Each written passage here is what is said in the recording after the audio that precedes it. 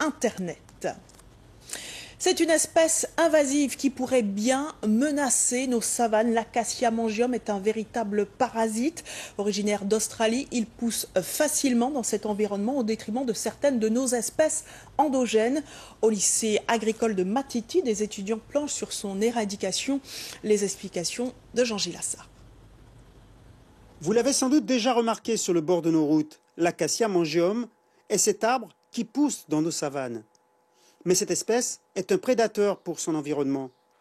Au lycée agricole de Matiti, ces étudiants en deuxième année de BTS Gestion et Protection de la Nature développent un projet d'éradication de l'espèce. Il pousse très vite, il a la particularité de fixer l'azote dans le sol, donc à enrichir le sol.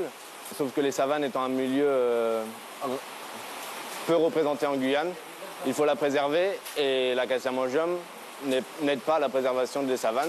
L'Acacia mangium est envahissant. Il empêche les espèces endogènes de se développer, perturbant l'équilibre des savanes. Originaire d'Asie du Sud-Est et d'Australie, il a été introduit en Guyane au début des années 80 afin de revégétaliser certaines zones.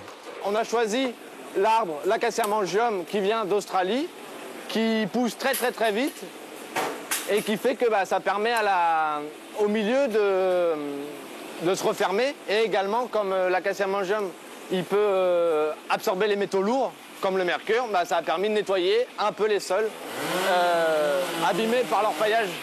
S'il est perçu comme un perturbateur, l'Acacia mangium est apprécié par les éleveurs pour l'ombre et la barrière naturelle qu'il peut offrir.